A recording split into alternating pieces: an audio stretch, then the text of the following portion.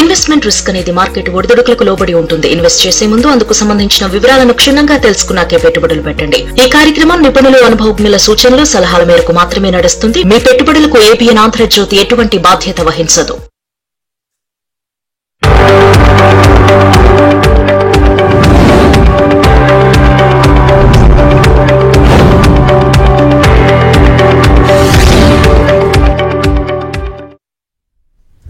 Good afternoon, welcome to ABN business.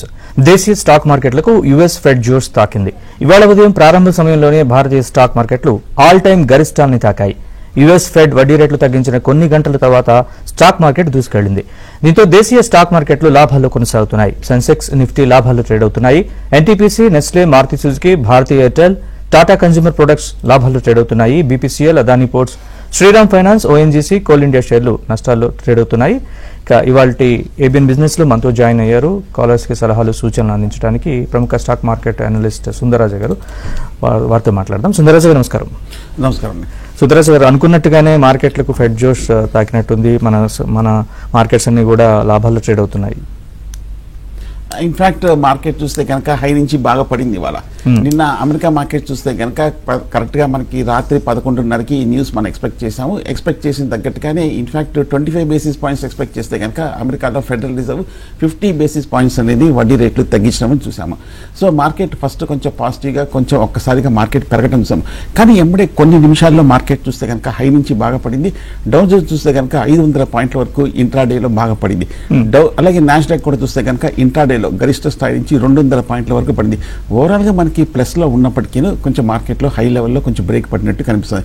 అలాగే మన Indian markets కూడా చూస్తే కనుక ఓపెనింగ్ కొంచెం పాజిటివ్ గా ఉన్నప్పటికీ అమెరికన్ మార్కెట్స్ పెరిగాయి, గ్లోబల్ మార్కెట్స్ పెరిగాయి అనే ఉద్దేశంతో కొంచెం పెరిగినప్పటికీ హై నుంచి చూస్తే కనుక నిఫ్టీ 200 పాయింట్ల వరకు పడింది. బ్యాంక్ నిఫ్టీ చూస్తే కనుక 500 పాయింట్ల వరకు బాగా కరెక్ట్ అయింది. సెన్సెక్స్ కూడా చూస్తే కనుక ఇంచుమించు ఒక 800 పాయింట్ల వరకు హై నుంచి పట్టడం అనేది మనం చూస్తున్నాం. సో ముఖ్యంగా మనం చూస్తే కనుక పబ్లిక్ సెక్టర్ బ్యాంక్స్ లో ఇంచుమించు 2% వరకు భారీగా పడింది. సో ఓవరాల్ గా చూస్తే కనుక మార్కెట్ లో కొంచెం ఒక కాషియస్ ధోరణి అనేది కనిపిస్తుంది. మనకి ఫెడ్ రిజర్వ్ తీసుకున్న నిర్ణయం చూస్తే కనుక మనకి మార్కెట్ ఒక విధంగా చెప్పాలంటే కనుక ఒక కన్సాలిడేషన్, ఒక కరెక్షన్ ఫేస్ లోకి వెళ్లే అవకాశాలు ఉన్నట్టుగా మనకి కనిపిస్తుంది. రైట్ అండి. నెక్స్ట్ కాలర్ ఉన్నారు, ఒంగోలు నుంచి శ్రీను గారు కాల్ చేశారు. శ్రీను గారు నమస్కారం. ఏ స్టాక్స్ గురించి తెలుసుకోవాలనుకుంటున్నారు? సుందరరాజా గారు ఉన్నారు ఇవాళ స్టూడియోలో, అడగండి మీ డౌట్ ఏంటి. సుందరరాజా సార్ గారికి నమస్కారం సార్. నమస్కారం అండి సార్. ఏజీఐ గ్రీన్, పాండి ఆక్సైడ్, ఈ రెండు స్టాక్స్ గురించి చెప్తారా సార్? ఏజీఐ గ్రీన్ అనేది లాంగ్ టర్మ్ పికప్ చేసుకోవచ్చా? ఇది మోనోపాలి స్టాకా ఏజీఐ గ్రీన్ అనేది? పాండి ఆక్సైడ్ గురించి కూడా క్లుప్తంగా చెప్పండి సార్, లాంగ్ టర్మ్ కి ఈ రెండు. ఏజీఐ గ్రీన్ ప్యాక్ అండి. ఏజీఐ గ్రీన్ ప్యాక్ చూస్తే కనుక ఈ మధ్య కాలంలో బాగా పెరిగిన విషయం మనకు తెలిసిందే. ఈ స్టాక్ చూస్తే కనుక ఎనర్జీ స్టాక్స్ లో అన్నింటిలో కూడా ఒక బుల్లిష్ ట్రెండ్ రావడం చూసాము. ఎనర్జీ స్టాక్స్ ఒక అప్ ట్రెండ్ తోటి మనకి ఏజీఐ గ్రీన్ ప్యాక్ కూడా ఒక భారీగా పెరిగిన విషయం కూడా మనకు తెలిసిందే. కానీ స్టాక్ చూస్తే కనుక కంటిన్యూస్ గా పెరగడం తోటి ఈ లెవెల్లో కూడా చూస్తే కనుక మనకి ఈ ఎనర్జీ థీమ్ కూడా కొంచెం స్లో అయినట్టు కనిపిస్తుంది. అందువల్ల మనకి లాస్ట్ ఒక కపుల్ ఆఫ్ డేస్ గా చూస్తే కనుక 950 రూపాయల నుంచి ఒక 60-70 రూపాయల వరకు ఏజీఐ గ్రీన్ ప్యాక్ అనేది కరెక్షన్ కనిపించింది. ఫండమెంటల్ గా చూస్తే కనుక చాలా పెద్ద కంపెనీ. లాస్ట్ 2-3 సంవత్సరాలుగా చూస్తే కనుక ఇంచుమించు 250 కోట్లు భారీ లాభాలు సాధించిన కంపెనీ. కాకపోతే కంపెనీ ఈక్విటీ కూడా చాలా చిన్నది, 13 కోట్ల ఈక్విటీ ఉంది. సో అది కూడా ఒక పాజిటివ్. సో ఫండమెంటల్గా చూస్తే కనుక చాలా స్ట్రాంగ్ ఉంది. ఎఫ్ఐస్, విదేశీ సంస్థలు, దేశీయ సంస్థలు ఇద్దరి దగ్గర ఇంచుమించు ఒక 8% వరకు ఉండడం కూడా గమనించాం. So fundamental and totally good company ఈ ఏజీఐ గ్రీన్ ప్యాక్. అలాగే మీరు అడిగిన స్టాక్ రెండోది పాండి ఆక్సైడ్ గురించి అడిగారు. బేసికల్గా కెమికల్స్, మెటల్స్, అలాయ్స్ తయారు చేసే కంపెనీ పాండి ఆక్సైడ్. 2000 రూపాయల్లో ఉన్న ఒక పెద్ద షేర్ కంపెనీ. ఈ మధ్య కాలంలో చూస్తే కనుక మొన్న జూన్లో 600 రూపాయల్లో ఉన్న పాండి ఆక్సైడ్ 2200 రూపాయల వరకు భారీగా ఒక్కసారిగా పెరగటం అనేది మనం చూస్తాం. దీనికి ప్రధానమైన కారణం చూస్తే కనుక సేల్స్ ఈ మధ్యకాలంలో బాగా పెరిగింది. ఈ 2 ఏళ్ల క్రితం 1000 కోట్లు ఉంటే ఇప్పుడు ఆల్మోస్ట్ 1700 కోట్ల వరకు 50% వరకు సేల్స్ పెరిగింది. అలాగే నెట్ ప్రాఫిట్స్ కూడా చూస్తే కనుక స్థిరంగా లాస్ట్ 2-3 సంవత్సరాలుగా 50 కోట్ల రేంజ్లో మనకి ఈ పాండి ఆక్సైడ్ సేల్స్ కూడా ఉండడం చూస్తున్నాం. అలాగే మన ఏజీఐ గ్రీన్ ప్యాక్ ఎలాగైతే 11-13 కోట్ల ఈక్విటీ ఉన్న చిన్న కంపెనీయో, పాండి ఆక్సైడ్ కూడా చూస్తే కనుక మనకి ఇదే విధంగా చిన్న ఈక్విటీ ఉన్న కంపెనీ. రెండు కూడా పెద్ద కంపెనీసే ఉన్నాయంటే కనుక హోల్డ్ చేయొచ్చు. బట్ షార్ట్ టర్మ్లో కొంచెం మిడ్ క్యాప్, స్మాల్ క్యాప్స్లో మనం చూస్తున్నాము. ముఖ్యంగా ఇవాళ మనకి చూస్తే కనుక హై నుంచి ఇంచుమించు 900 పాయింట్స్ మైనస్ తో ట్రేడ్ అవుతుంది. భారీగా పడింది మిడ్ క్యాప్ స్మాల్ క్యాప్. పైగా మనం లాస్ట్ 1 month బ్యాకే చూస్తే కనుక మనకి మిడ్ క్యాప్ స్మాల్ క్యాప్ లో ఒక జర్క్ రియాక్షన్ కనిపించింది. కానీ మధ్యలో కొంచెం ఇండిసెస్ కొంచెం హైలో ఉండడం వల్ల ఇవన్నీ పెరిగాయి. కానీ మళ్ళీ కొంచెం 2 రోజులుగా మనకి మిడ్ క్యాప్ స్మాల్ క్యాప్ లో బాగా కరెక్షన్ కనిపిస్తుంది. Right sir, next caller Raghu Hyderabad నుంచి కాల్ చేశారు. రఘు గారు నమస్కారం. ఏ స్టాక్స్ గురించి తెలుసుకోవాలనుకుంటున్నారు? Good afternoon sir. నా 2 స్టాక్స్ ఉన్నాయండి. ఇండిగో పెయింట్స్ 1830లో తీసుకున్నానండి. ఇప్పుడు 2 years వెయిట్ చేస్తున్నాను. అది ఉంచాలా యాడ్ చేసుకోవాలన్నా అదొకటి. తర్వాత ఆర్ఈసి 5.8 లో ఉండేయండి, బాగా తగ్గుతుంది, అదొక్కటి యాడ్ చేసుకోవచ్చా లేదా? ఈ 2 స్టాక్స్ గురించి చెప్పండి సార్ కొంచెం. ఇండిగో పెయింట్స్ రూరల్ ఎలక్ట్రిఫికేషన్ కదా. ఇండిగో పెయింట్స్ చూస్తే కనుక మనకి పెయింట్ సెగ్మెంట్ లో చాలా తక్కువ కంపెనీసే ఉన్నాయి, ఒక 4-5 టాప్ కంపెనీసే ఉన్నాయి. కానీ లాస్ట్ ఒక 6 months 1 year చూస్తే కనుక ఇండిగో పెయింట్స్ కన్సాలిడేషన్ ఉంది. లాస్ట్ 2 quarters చూస్తే కనుక ఇండిగో పెయింట్స్ గ్రోత్ చూస్తే కనుక చాలా స్ట్రాంగ్ గా ఉండడం మనం చూసాం. ఈ మధ్య మనకి పెయింట్ స్టాక్స్ అనేవి పెరగడానికి ప్రధానమైన కారణం చూస్తే కనుక మనకి క్రూడ్ ఆయిల్ అనూహ్యంగా మనకి పడిపోవడం అనేది చూసాము. ఇంచుమించు $90 నుంచి $65 వరకు పడింది. కానీ లాస్ట్ 2-3 రోజులుగా చూస్తే కనుక మళ్ళీ మనకి క్రూడ్ ఆయిల్ $65 నుంచి $75 వరకు పెరగడంతో మనకి ఈ ర్యాలీ అయితే మనకు పెయింట్ స్టాక్స్ లో వచ్చిందో వాటిల్లో కొంచెము ఫిజిల్ అవుట్ అయినట్టు కనిపిస్తుంది. బట్ ఇండిగో ఓవరాల్ గా మనకి పెద్ద కంపెనీ అయినప్పటికీ కొంచెం కాంపిటేటివ్ ఇండస్ట్రీ, పైగా మనకి గ్రోత్ కూడా చూస్తే కనుక ఫ్లాట్ గా ఉంది.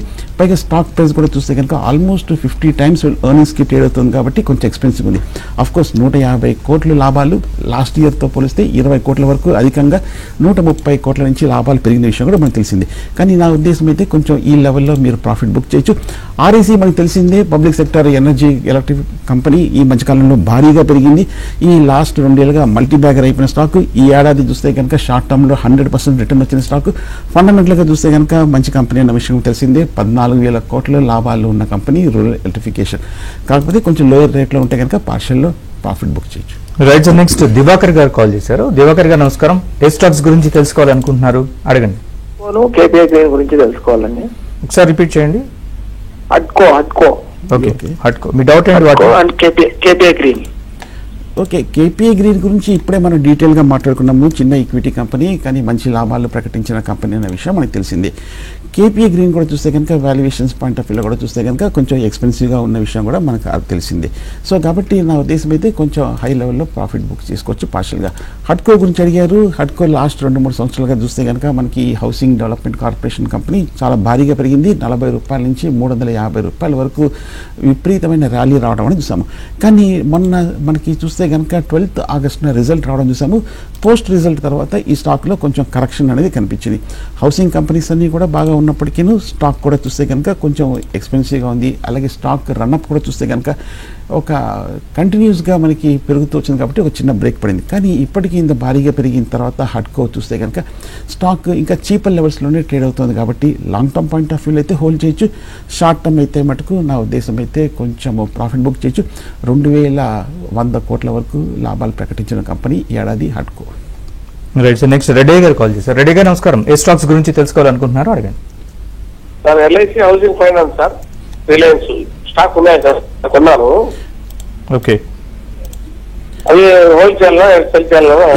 ఓకే, ఈ 2 కూడా బ్లూ చిప్ కంపెనీస్ అండి. ఈ బ్లూ చిప్ కంపెనీస్ అన్ని షార్ట్ టర్మ్ లో కొంచెం గ్రోత్ కొంచెం స్టాగ్నేట్ అవడంతో కొంచెం కరెక్షన్ అవడం సహజం.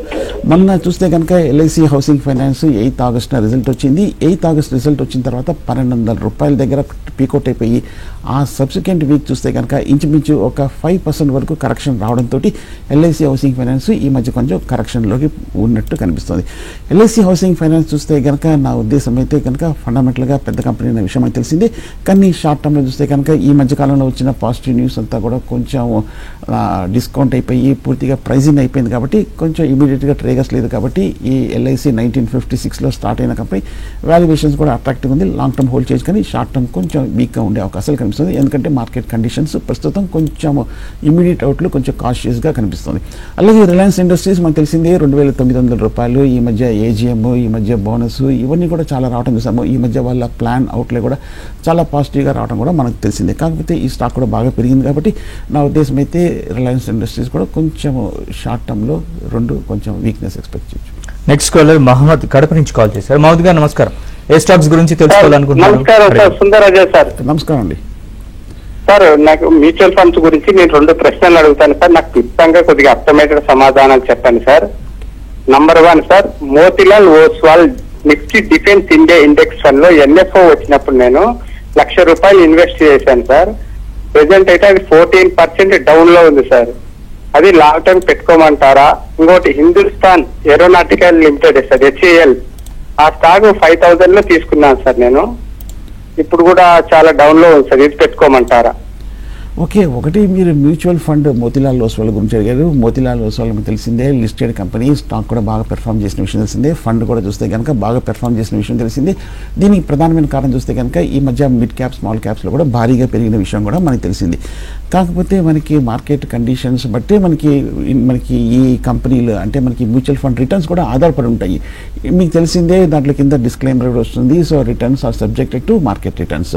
సో కాబట్టి నా ఉద్దేశం అయితే కొంచెం మార్కెట్ హైలో ఉంది కాబట్టి ప్రాఫిట్ కొంచెం షార్ట్ టర్మ్ అయితే ఈ ప్రాఫిట్ బుక్ చేయొచ్చు. లాంగ్ టర్మ్ అయితే మ్యూచువల్ ఫండ్ మంచి కంపెనీ కాబట్టి మీరు హోల్డ్ చేయొచ్చు. హిందుస్థాన్ ఏరోనాటికల్స్ గురించి అడిగారు. భారీగా పెరిగిన విషయం అని తెలిసిందే. ఈ మధ్య కాలంలో చూస్తే కనుక ఈ పబ్లిక్ సెక్టార్ డిఫెన్స్ కంపెనీ ₹1,000 నుంచి ఇంచుమించు ₹6,000 వరకు బాగా పెరిగిన తర్వాత మీరు 5,400 ఎక్కడో కొంచెం హైయెస్ట్ ప్రైస్లో తీసుకున్నారు. ఈ మధ్య రిజల్ట్ రావడం చూసాము. 14th ఆగస్టున రిజల్ట్ తర్వాత కూడా కొంచెం రియాక్షన్ అనేది మొదలైంది. అఫ్కోర్స్ ఈ రిజల్ట్స్ పాజిటివ్గా వస్తాయన్న ఉద్దేశంతో మనకి లాస్ట్ 1 yearగా భారీగా పెరిగిన విషయం అని తెలిసింది. జనరల్గా మార్కెట్లో ఏమంటారంటే బై ఆన్ రూమర్స్ అంటాము, అంటే ఎక్స్పెక్టేషన్స్ మీద. అలాగే సెల్ ఆన్ న్యూస్. ఒకసారి మనకి ఆ న్యూస్ వచ్చేసిన తర్వాత ఆ న్యూస్ తగ్గట్టుగా స్టాక్ కనుక పెరిగిపోయిందంటే ఇంకా ఫర్దర్గా మనకి ఫ్రెష్ బయర్స్ ఉండరు కాబట్టి ఆటోమేటిక్గా మనకి ఎవరైతే కొన్నారో కొన్ని ఏళ్ళుగా, కొన్ని నెలలుగా వాళ్ళు కొంచెం హై లెవెల్లో మార్కెట్లో అమ్మకాలు జరపడం అనేది సహజంగా జరుగుతుంది. అందువల్ల మార్కెట్లో కూడా కరెక్షన్ కనిపిస్తుంది. సో మనకి ఈ మధ్యకాలంలో వచ్చిన న్యూస్ కూడా చూస్తే కనుక హిందుస్థాన్ ఏరోనాటికల్ ఇంచుమించు ₹260 బిలియన్ వరకు కొన్ని మేజర్ ఆర్డర్స్ ఇండియన్ డిఫెన్స్ దగ్గర నుంచి కూడా ఆర్డర్స్ కూడా రావడం కూడా మంచిది. Long term point Nifty mid cap 900 పాయింట్ల పైగా నష్టపోయింది. కారణాలు ఏమంటారు? అంటే మిగతా ఇండిసెస్ అన్ని కూడా ప్లస్లో ట్రేడ్ అవుతున్నాయి. ఎందుకంటే మనకి లాస్ట్ 2 ఏళ్ళుగా చూస్తే కనుక మనకి కంటిన్యూస్గా న్యూస్ ఫ్లో పాజిటివ్గా రావడంతో దాని తగ్గట్టుగా మనకి ఇన్వెస్టర్లు కూడా విపరీతంగా లాంగ్ పొజిషన్ తీసుకోవడంతో పైగా ఎక్కడికెక్కడ మనం చూస్తే కనుక స్టాక్ కొంచెం ఎక్స్పెన్సివ్ అయినప్పటికీ టెక్నికల్గా బాగా ఓవర్బాట్ పొజిషన్కి వచ్చినప్పటికీ ఎవరు అమ్మకుండా అలాగే హోల్డ్ చేసి పెట్టుకోవడం అనేది మనం చూసాము. ఎందుకంటే మార్కెట్ కండిషన్స్ కూడా బాగుంది, పైగా గ్రోత్ అవుట్లుక్ కూడా చాలా స్ట్రాంగ్ ఉందని చూస్తున్నాం. కానీ ఈ మధ్య కాలంలో చూస్తే కనుక లాస్ట్ 1 monthగా చూస్తే కనుక ఎకానమీకి సంబంధించిన కొన్ని న్యూస్ కూడా కొంచెం కాషియస్గా న్యూస్ రావడం అనేది చూసాం. మొన్న చూస్తే కనుక మన దేశంలో కూడా చూస్తే కనుక జీడిపి కొంచెం తగ్గినట్టుగా మనకి వార్తలు రావడం అనేది చూస్తున్నాము. అలాగే మనకి ఇన్ఫ్లేషనరీ ప్రెషర్స్ కూడా ఉండడం చూస్తున్నాం. దానికి తోడు నిన్న కూడా చూస్తే కనుక అమెరికాలో తీసుకున్న ఒక అగ్రెసివ్ రేట్ కట్ ఉండడంతో మనకి అక్కడ కూడా కొంచెం ఏంటంటే గ్రోత్ అవుట్లుక్ మీద కొంచెం అనుమానాలు ఉన్నట్టు కనిపిస్తుంది. ముఖ్యంగా మనకి ఎంప్లాయ్మెంట్ ఆస్పెక్ట్స్లో కూడా అమెరికాలో కూడా చూస్తే కనుక కొంచెం వీక్గా ఉండే అవకాశాలు ఉన్నట్టుగా మనకి రావడం అనేది మనం చూస్తున్నాము. సో మార్కెట్ ఎప్పుడు చూస్తే కనుక థర్మామీటర్ ఆఫ్ ది ఎకానమీ కాబట్టి కొంచెం ఎకనామిక్ సిగ్నల్స్ కొంచెం మిక్సర్గా ఉండడంతో మార్కెట్లో కొంచెం వీక్నెస్ అనేది కనిపిస్తుంది. పైగా మన లాస్ట్ 1 monthగా చూస్తే కనుక ఇండెక్స్ భారీగా పెరిగింది. కానీ చాలామంది చూస్తే కనుక మిడ్ క్యాప్, స్మాల్ క్యాప్ల మటుకు పెరగకుండా కొంచెం స్లోగా రావడం చూస్తాము. నేను అనుకుంటాము కొన్ని స్ట్రాంగ్ హ్యాండ్స్ ఫండ్స్ కొంచెం హై లెవెల్లో అమ్మకాలు జరిపినట్టు కనిపిస్తుంది. ఇండెక్స్ చూస్తే ఒక పక్క చూస్తే బాగా రోసీగా ఉంది, కానీ ఒక పక్క చూస్తే కనుక వెనకాల మనకి సెల్లింగ్ ప్రెషర్ కూడా రావడం చూస్తాం. దానికి తోడు మనకి మధ్య లాస్ట్ 1 monthగా పెరగలేదు. ఇప్పుడు కొంచెం ఇన్వెస్టర్లు కొంచెం అప్రమత్తమైనట్టు కనిపిస్తుంది. కొంచెం అమ్మకాలు జరపడంతో మిడ్ స్మాల్ క్యాప్స్లో కొంచెం భారీగా కరెక్షన్ కనిపిస్తుంది. రైట్ సార్, నెక్స్ట్ కాలర్ శ్వేత గారు కాల్ చేశారు. శ్వేత గారు నమస్కారం. ఏ స్టాక్స్ గురించి తెలుసుకోవాలనుకుంటున్నారో అడగండి. అవును సార్, మీరు RVNL ఫ్రెష్ బై చేయాలనుకుంటున్నారు సార్. ఏ ప్రైస్ కి తీసుకుంటే బాగుంటుంది అంటారు షార్ట్ టర్మ్ కి?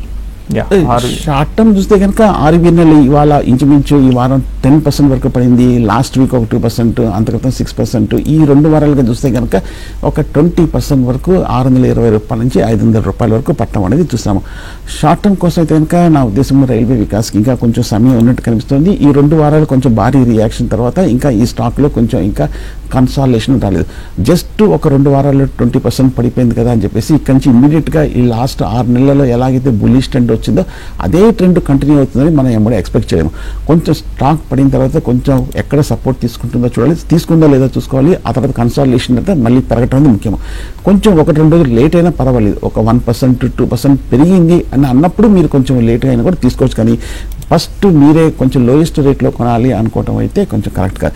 So don't catch A falling knife అంటారు కాబట్టి కొంచెం వెయిట్ చేసి నేను అనుకోవటం ఒక్కసారి ఒక అరౌండ్ 475 లెవెల్స్కి వస్తే కనుక మీరు ఆర్వీఎన్ఎల్ కన్సిడర్ చేయొచ్చు. నెక్స్ట్ కిషన్ గారు కాల్ చేశారు. కిషన్ గారు కరీంనగర్ నుంచి. కిషన్ గారు నమస్తే. ఏ స్టాక్స్ గురించి తెలుసుకోవాలనుకుంటున్నారు అడగండి. నమస్కారం అండి, సుందరరాజు గారు నమస్కారం. నా దగ్గర నమస్కారం. జేబీ కెమికల్స్ అనేది ఒక 100 ఉన్నాయండి, కొద్దిగా వీక్ అవుతుంది. ఇంకొకటి మిండా కార్పొరేషన్ అని ఆటో ఆన్సలరీ, అవి ఒక 100 ఉన్నాయి, వీక్ అవుతున్నాయి. ఈ రెండిట్లో ఉండమంటారా, ప్రాఫిట్ బుక్ చేసుకోమంటారా, ఉంటే లాభం ఉంటుందా? ఓకే, జేబీ కెమికల్స్ ఈ మధ్యకాలంలో బాగా పెరిగిన విషయం తెలిసిందే. షార్ట్ టర్మ్లో ఏడాదిగా 1000 రూపాయల నుంచి 2000 రూపాయల వరకు పెరిగి లాస్ట్ 2-3 వారాలుగా చూస్తే కనుక ఫార్మా స్టాక్స్లో కూడా కరెక్షన్ కనిపిస్తుంది. జేబీ కెమికల్స్ 9th ఆగస్టున రిజల్ట్ వచ్చిన తర్వాత కొంచెం హై లెవెల్లో ఆగినట్టు కనిపిస్తుంది. సో కాబట్టి నా ఉద్దేశం అయితే మటుకు జేబీ కెమికల్స్ మీరు అనుకున్నట్టుగా కొంచెం హై లెవెల్లో ప్రాఫిట్ బుక్ చేసుకోవచ్చు. అట్లీస్ట్ 50% అయినా. స్టాక్ కూడా చూస్తే కనుక కొంచెం 50 టైమ్స్ ట్రేడ్ అవుతుంది కాబట్టి కొంచెం ఎక్స్పెన్సివ్గా ఉన్నట్టు కనిపిస్తుంది. జేబీ కెమికల్స్ పెద్ద కంపెనీ, 550 కోట్ల ప్రాఫిట్స్ ఈ ఏడాది వచ్చిన company JB chemicals. Minda corporation గురించి అడిగారు. లీడింగ్ ఆటోమొబైల్ కాంపోనెంట్స్ తయారు చేసే కంపెనీ, 520 రూపాయల్లో ట్రేడ్ అవుతుంది. ఈ స్టాక్ కూడా చూస్తే కనుక ఎలాగైతే జేబీ కెమికల్స్ 50 టైమ్స్ వీళ్ళ ప్రాఫిట్స్కి ట్రేడ్ అవుతుందో అలాగే మనకి మిండా కార్ప్ కూడా 50 టైమ్స్ వీళ్ళ ప్రాఫిట్స్కి ట్రేడ్ అవుతుంది కాబట్టి ఆల్మోస్ట్ ఫుల్లీ ప్రైస్డ్ ఉన్నట్టుగా కనిపిస్తుంది. అలాగే మిండా కార్ప్ కూడా చూస్తే కనుక లాస్ట్ 2-3 సంవత్సరాలుగా 250 నుంచి 300 కోట్ల వరకు మంచి లాభాలు ప్రకటించిన కంపెనీ మిండా కార్ప్. కానీ నా ఉద్దేశం అయితే రెండు కొంచెం పార్షియల్గా ప్రాఫిట్ బుక్ చేయొచ్చు, JB and Minda corp. Next caller Srinivasulu Vizag నుంచి కాల్ చేశారు. శ్రీనివాస్ గారు నమస్కారం. ఏ స్టాక్స్ గురించి తెలుసుకోవాలనుకుంటున్నారో అడగండి. జిఎంఆర్ అండి అండ్ అశోక్ లేలాండ్ అండి. మీ డౌట్ ఏంటి సార్ అందులో? అది ఏ రేట్లలో మనం పర్చేజ్ చేయొచ్చు? ఇప్పుడు 90లో ఉంది, 92లో జిఎంఆర్ ఉంది, అది పర్చేజ్ చేయొచ్చా లేదా అని. ఓకే, జిఎంఆర్ కూడా చూస్తే కనుక నా ఉద్దేశం అయితే ఈ మధ్యకాలంలో 105 రూపాయల నుంచి 90 రూపాయల వరకు పడింది. అలాగే స్టాక్ మనం ఒకసారి లాస్ట్ 1 ఇయర్ మూమెంట్ కూడా గమనిస్తే కనుక ఇంచుమించు 40 రూపాయల నుంచి 100 రూపాయల వరకు 3 రెట్లు కూడా పెరగటం అనేది చూసాము. జిఎంఆర్ చూస్తే కనుక మొన్న రిజల్ట్ రావడం చూసాము. రిజల్ట్ తర్వాత కూడా చూస్తే కనుక స్టాక్లో కూడా చూస్తే కనుక కొంచెం కరెక్షన్ అనేది రావడం చూసాం. ఈ మధ్య మనకు తెలిసిందే జిఎంఆర్ కూడా చూస్తే కనుక జిఎంఆర్ ఎయిర్పోర్ట్స్ ఇన్ఫ్రాస్ట్రక్చర్ నేమ్ కూడా జిఎంఆర్ ఎయిర్పోర్ట్స్ కానీ మారిన విషయం కూడా తెలిసింది. ఈ మధ్య ఢిల్లీ ఇంటర్నేషనల్ ఎయిర్పోర్ట్లో కూడా చూస్తే కనుక వీళ్ళు 10% స్టేక్ కూడా తీసుకోవడం అనేది మనం చూసాం. కానీ నా ఉద్దేశం అయితే కనుక బాగా రన్అప్ వచ్చేసింది కాబట్టి కొంచెం ఇంకొక 5 to 10% అరౌండ్ 80 రూపీస్కి వస్తే కనుక తీసుకోవచ్చు. అలాగే అశోక్ లేలాండ్ గురించి అడిగారు. 240 రూపాయల్లో ఉంది. ఈ మధ్యకాలంలో చూస్తే కనుక ఆటోమొబైల్ సేల్స్ కొంచెం తగ్గినట్టుగా కొన్ని వార్తలు రావడం అనేది చూస్తున్నాము. పైగా చాలా ఆటోమొబైల్ కంపెనీస్ అన్ని కూడా కొంచెం డిస్కౌంట్స్ ఇవ్వడం కూడా మనకి తెలిసిన విషయమే. సో నా ఉద్దేశం అయితే కనుక కొంచెం ఒక చిన్న కరెక్షన్లో తీసుకోవచ్చు. మనకి ఈ మధ్య వచ్చిన వార్త చూస్తే కనుక Indian auto stocks set for worst week in about 6 months అనే ఒక వార్త రావడం కూడా మనం చూస్తున్నాము. పైగా మనకి ఈ ఆటోమొబైల్ కంపెనీ చూస్తే కనుక 4th straight వీక్ ఒక కరెక్షన్ కూడా రావడం అనేది మనం చూస్తున్నాం. సో మేబీ ఒక చిన్న కరెక్షన్లో మీరు అశోక్ లేలాండ్ తీసుకోవచ్చు. నెక్స్ట్ గోపాల్ గారు. గోపాల్ గారు నమస్కారం. ఏ స్టాక్స్ గురించి తెలుసుకోవాలనుకుంటున్నారో అడగండి. సార్ నేను డిఫెన్స్ స్టాక్స్ గురించి తెలుసుకోవాలనుకుంటున్నాను sir. Electronical defence stock sir. ఇప్పుడు Bharat electronical, Hindustan electrical, Cochin shipyard ఇవన్నీ ఉన్నాయి. చాలా ఒక 10 స్టాక్స్ దాకా ఉన్నాయి సార్. డిఫెన్స్ అన్ని డౌన్ లోకి వెళ్తున్నాయి. ఒకసారి చెప్పండి సార్. భారత్ డైనమిక్స్, అలాగే భారత్ ఎలక్ట్రానిక్స్, అలాగా మనకి చాలా ఇంచుమించు ఒక 20 కంపెనీస్ వరకు ఉండడం కూడా మనం చూస్తున్నాము. తనేజా ఎయిర్ స్పేస్, అలాగే మనకి బిఈఎంఎల్, ఇవన్నీ కూడా మనకి బాగా ఇన్ఫ్యాక్ట్ ఈ డిఫెన్స్ స్టాక్ థీమ్ అనేది ఇప్పుడు కాదండి, 2 ఏళ్ల క్రితము 3 ఏళ్ల నుంచి మనం వింటూనే ఉన్నాము. కానీ ఈ మధ్యకాలంలో చూస్తే కనుక కొంచెం డిఫెన్స్ స్టాక్స్ అవుట్లుక్ బాగానే ఉంది. ఎందుకంటే మనకి చూస్తే కనుక ఇండియన్ డిఫెన్స్ కంపెనీస్కి ఇంటర్నేషనల్ మార్కెట్స్లో కూడా భారీగా మనకి ఆర్డర్స్ రావడం కూడా మనం చూస్తున్నాము. సో సేల్స్ కూడా ప్రొజెక్షన్స్ కూడా బాగా ఉన్న విషయం కూడా మనకు తెలిసిందే. కాకపోతే కొంచెం బాగా పెరిగిపోయినాయి కాబట్టి మేబీ ఒక చిన్న కరెక్షన్లో డిఫెన్స్ స్టాక్స్ని డెఫినెట్గా తీసుకోవచ్చు. రైట్ సుందరరాజు గారు. సో మన ఫెడ్ రిజర్వ్కి వాళ్ళు తీసుకున్నటువంటి ఆ నిర్ణయానికి మన మార్కెట్స్కి ఇంకా అంటే కొద్ది రోజుల్లో ఇలాగే కంటిన్యూ అవుతుందా, ఇంకా ఆ ఎఫెక్ట్ ఇంకా ఉండొచ్చు అనుకుంటున్నారా? అంటే ఫెడ్ రిజర్వ్ తీసుకున్న నిర్ణయం జస్ట్ వన్ లాస్ట్ స్ట్రా అనే క్యామిల్స్ బ్యాక్ అన్నట్టుగా మనకి అదర్ హోస్ట్ ఆఫ్ ఫ్యాక్టర్స్ కూడా మనకి మార్కెట్ని ఈ మధ్యకాలంలో ట్రిగర్ చేయడం చూస్తున్నాం. ముఖ్యంగా మనం చూస్తే కనుక ఈ మధ్యకాలంలో మార్కెట్ లాస్ట్ 6 వారాలుగా కంటిన్యూస్గా పెరగటం అని చూస్తున్నాము. టెక్నికల్ రీజన్స్ కూడా మనం ఒకసారి గమనించాలి. ఎందుకంటే మనకి RSI ఇండికేటర్ చూస్తే కనుక బియాండ్ 80-90%కి వెళ్ళిపోయింది కాబట్టి న్యాచురల్గా ఒక ప్రాఫిట్ బుకింగ్ అనేది వస్తుంది. పైగా రిజల్ట్ సీజన్ కూడా అయిపోయింది. మనకి నెక్స్ట్ మనకి GDP డేటా వచ్చేంత వరకు, ఎందుకంటే మొన్న చూస్తే కనుక గవర్నమెంట్ చెప్పడం ఏంటంటే బేసికల్గా మనకి స్పెండింగ్ ఎలక్షన్స్ టైంలో కొంచెం తక్కువ ఉండడం వల్ల GDP స్లోడ్ అనేది. సో కాబట్టి లాస్ట్ కపుల్ ఆఫ్ డేస్ మనకి స్పెండింగ్ ఎలా ఉంది, గవర్నమెంట్ స్పెండింగ్ ఎలా ఉండేది మనం గమనించాలి. ముఖ్యంగా మనకి ఫెస్టివల్ సీజన్ కూడా బాగుంది వచ్చింది కాబట్టి మనకి లాస్ట్ ఇయర్ ఫెస్టివల్ సీజన్లో విపరీతమైన సేల్స్ రావడం చూసాం.